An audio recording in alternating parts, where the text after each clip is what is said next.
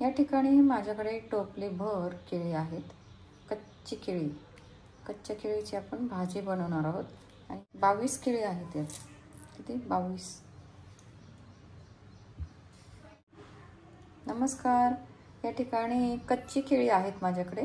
एका फणीला 22 केळी आहेत. एवढी मोठी ती फणी आहे. आपण आता या कच्च्या केळीची भाजी बनवणार आहोत.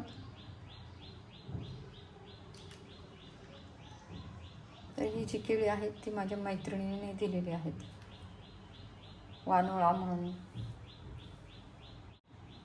तर या ठिकाणी मी ह्या कच्च्या केळी घेतलेल्या आहेत. या ठिकाणी आपण ह्या कच्च्या केळी घेतलेल्या आहेत. 3 केळी घेतलेल्या आहेत आणि मी पहिल्यांदाच बनवते केळीची भाजी. आणि मी कच्च्या केळीची भाजी पहिल्यांदाच बनवते. तर बघूया आपण कशी बनते ती.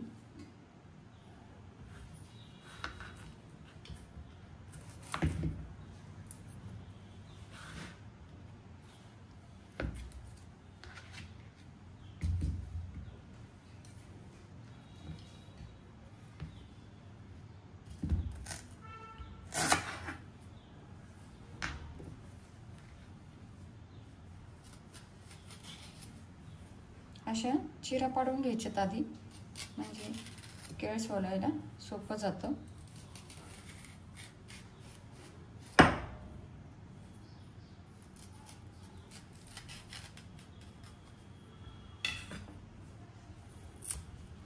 हे बघ.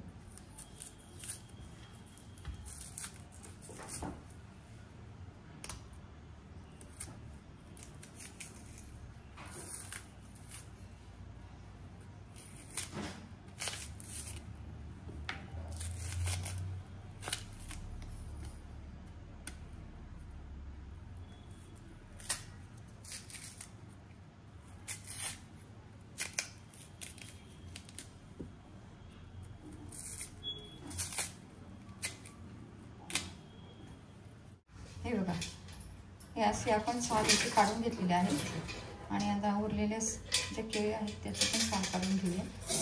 केळीचं आपण साल काढून घेतले. अशाच पद्धतीने बाकीच्या केळीचे साल काढून घेणार आहोत.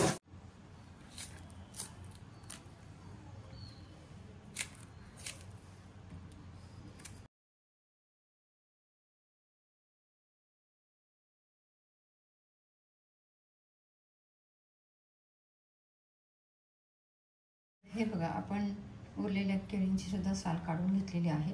आपण आता हे चिरणार आहोत. आपण आता हे चिरून घेऊया.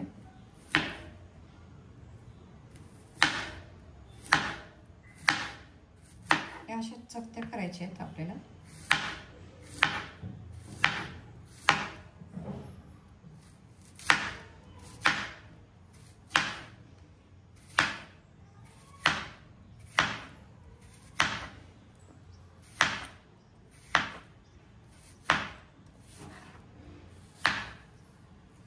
तर हे बघा, हे आपण असे चिरून घेतले. उरलेली केळी पण आपण अशा पद्धतीने चिरून घेणार आहोत. या ठिकाणी आपण हे उरलेली केळी सुद्धा चिरून घेतलेली आहेत. या ठिकाणी कांदा चिरून घेतलाय एक, आणि या ठिकाणी टोमॅटो चिरून घेतलाय छोटासा. या ठिकाणी पॅन ठेवला आहे, यात आपण तेल घालूया. 1 चमचा जिरे घालूया.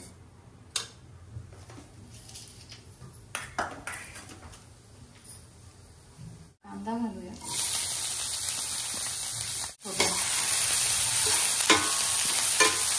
आपण कांदा परतून घेऊया.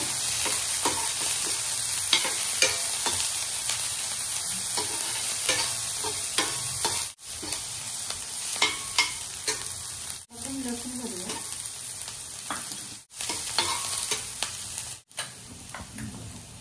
जिरा पावडर घालूया. काळा मसाला घालूया थोडा. लाल तिखट घालूया. परतून घेऊया.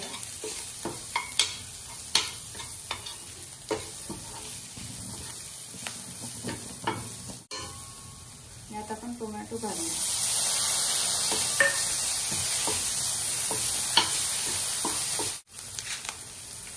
बडीशेप घालूया 1 चमचा.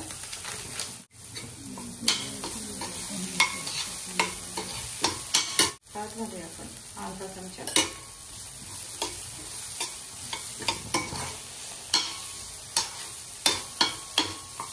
आपला मसाला छान परतून झालेला आहे. मसाला छान परतून झाला. यात आपण आता केळी घालूया.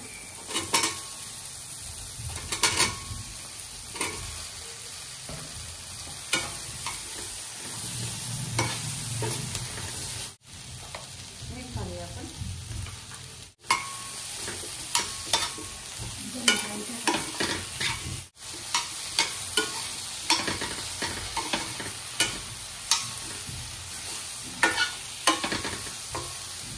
केळी आपण आता मसाल्यामध्ये छानपैकी परतून घेतलेली आहे. आपण आता यात पाणी घालूया. यात आपण पाणी घालूया. गरम पाणी घालते मी.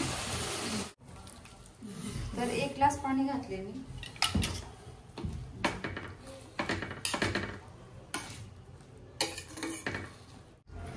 यात आपण चिरलेली कोथिंबीर घालूया.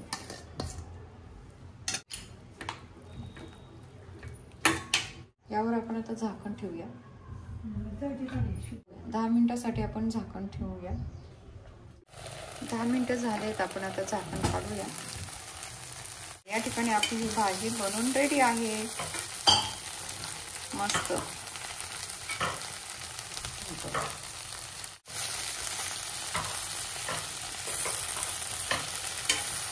तर तुम्ही पण बनवा अशी कच्च्या केळीची भाजी. या ठिकाणी आपली ही गरमागरम भाजी बनवून तयार झालेली आहे आणि अगदी चविष्ट अशी बनवून तयार झाली आहे. तर तुम्ही नक्की बनवा ही भाजी आणि तुमची ही भाजी कशी बनवून तयार झाली तेही मला कॉमेंट्स बॉक्समध्ये नक्की सांगा.